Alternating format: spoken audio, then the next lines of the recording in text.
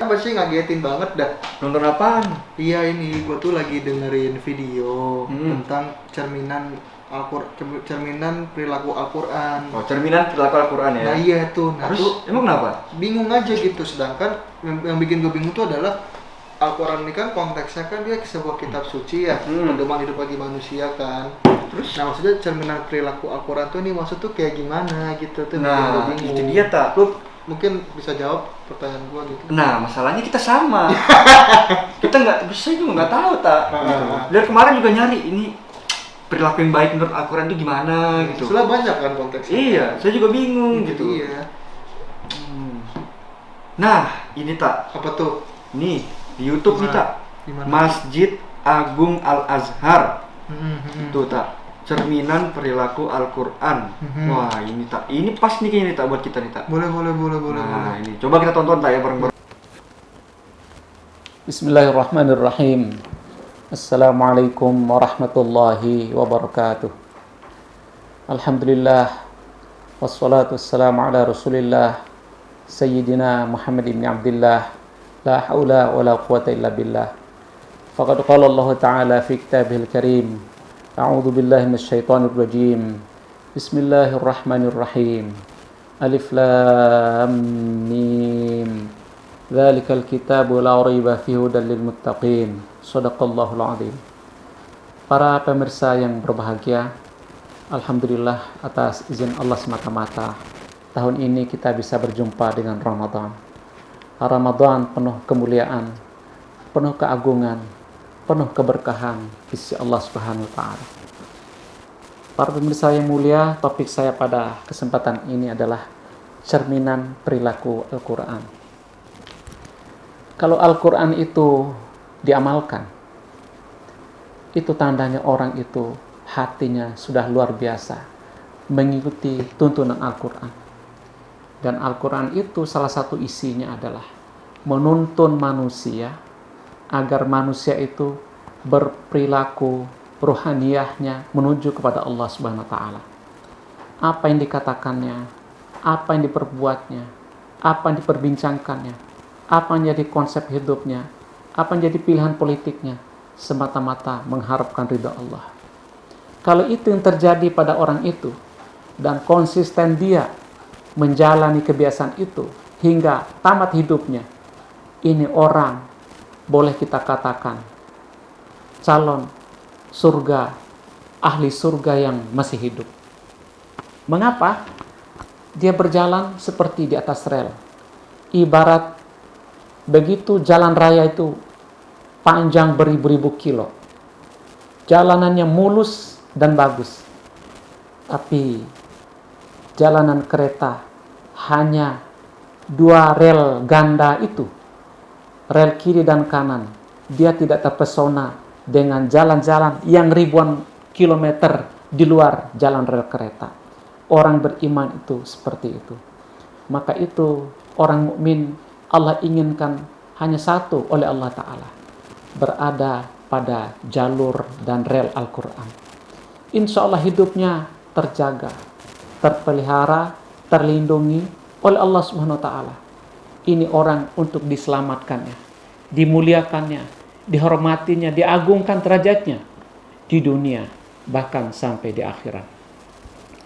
Para pemirsa yang budiman, maka banyak sekali dalam Al-Quran tentang bagaimana cerita, riwayat dan kisah orang-orang terdahulu, baik di zaman Rasul-Rasul dan Nabi-Nabi terdahulu, juga bukan Nabi dan Rasul, tetapi mereka ini hidupnya di dalam jalur-jalur dari syariat Allah dan Rasul. Maka ini orang akan diberikan kemuliaannya. Salah satu yang populer itu adalah Luqmanul Hakim. Walaupun profil atau potret diri Luqman ini ada yang bilang seorang ulama, ada yang bilang wali Allah, ada yang bilang salah seorang nabi Allah. Tidak penting untuk dibahas ini, tetapi Luqman ini mampu menjadi contoh dan teladan oleh Allah sendiri yang mencontohkan. Bukan siapa-siapa. bukan manusia dan bukan nabi, tetapi Allah sendiri yang memberi contoh untuk diteladani Luqman ini. Saking dimuliakannya, Allah memberi dia seorang manusia yang mulia dengan gelar salah satu surat dalam Al-Quran. Begitu juga salah seorang perempuan yang patuh, taat dan setia juga dengan perintah Allah dan Rasulnya. Siapa dia? Maryam. Maryam ini adalah ibu kandung dari Nabi Isa alaihissalam. Manusia-manusia yang profil hidupnya yang patuh benar dengan syariat Allah dan Rasul. Maryam juga diabadikan dalam sebuah surat Al-Quran, surat Maryam. Di dalam surat itu diceritakan dari awal hidupnya, siapa orang tuanya, apa aktivitas hari-harinya, dan sampai akhir hidupnya seperti apa. Maka itu Allah menceritakan utuh-utuh kisah itu. Apakah sekedar diceritakan begitu saja? Oh, sama sekali tidak. Allah ceritakan itu tujuannya adalah untuk ditiru, untuk dicontoh, untuk dipelajari, untuk menjadi uswatun hasanah bagi manusia-manusia yang hidup di belakang hari seperti kita-kita ini. Dan contoh itu seakan-akan sangat faktual. Seakan-akan Maryam dan Luqman Al-Hakim itu orangnya masih ada. Padahal hidup mereka sudah melampaui masa-masa yang jauh dan terdahulu dari hidup kita zaman ini. Tetapi faktualitas dan aktualitas dari kisah dan keteladan itu masih kokoh sampai sekarang. Maka itu pengen jadi orang mulia, pengen jadi orang terhormat, pengen jadi orang terpandang, pengen jadi orang yang agung, pengen jadi orang yang luar biasa. Satu, ikuti syariat Allah, ikuti syariat Nabi. Karena itu pasti bakal mulia, bakal terhormat. Terhormatnya dari mana? Yang pertama, di sisi Allah sangat mulia. Makhluk-makhluk langit itu sangat populer memuji dan menyanjungnya. Karena apa?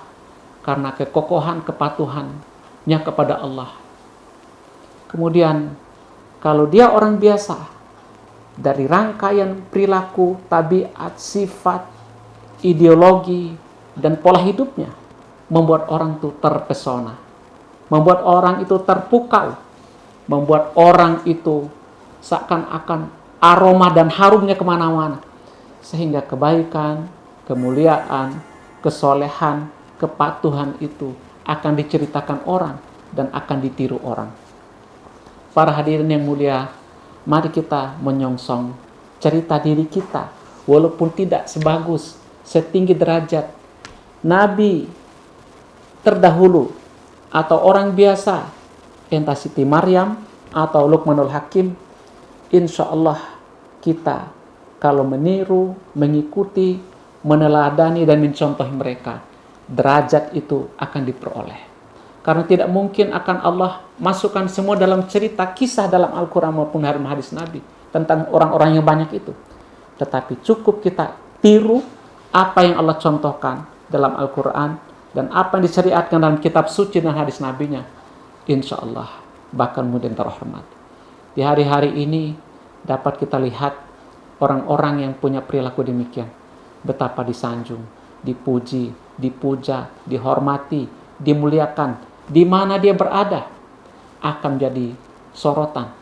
Tidak sekedar jadi sorotan media dan media sosial, tetapi perilakunya sangat wangi, sangat harum, perilakunya sangat santun, sangat mulia, perangai dan tabiatnya sangat terhormat dan terpandang. Tentu kesolehannya juga dia perlihatkan semata-mata karena Allah, tampak dalam penglihatan kita. Mari walaupun mereka orang-orang yang ada pada kita, tetapi perilaku yang mulia itu bisa kita tiru. Terlebih di bulan Ramadan. Ramadan menjanjikan kemuliaan yang dilakukan itu akan menjadi mulia, dibalas sempurna, dibalas tinggi oleh Allah. Nabi mengatakan, siapa melakukan yang wajib satu, Allah hargai 70.000 lakukan yang wajib di bulan lain. Siapa yang melakukan satu yang sunnah, Allah membalasnya sama seperti melakukan yang wajib satu di bulan yang lain. Dan masih banyak janji dan janji Allah yang mulia Allah balas dengan kebaikan yang diperbuat hambanya. Faman ya'mal mithqala dzarratin khairan yarah. Siapa yang melakukan satu debu sekecil, debu itu kelihatan, kalau itu baik akan dibalas baik. Wa may ya'mal mithqala dzarratin syarran yarah. Sekecil debu juga, sekecil molekul apapun yang buruk, yang jelek, yang bau, yang busuk, juga pasti sempurna dicatat dan dibalas oleh malaikat dan dibalas oleh Allah Subhanahu wa taala. Para pemirsa yang berbahagia, selamat menanti saat berbuka puasa dan selamat melanjutkan ibadah Ramadan tahun ini. Insya Allah akan mulia balasan Allah bagi mereka yang berbuat mulia. Terima kasih. Wassalamualaikum warahmatullahi wabarakatuh.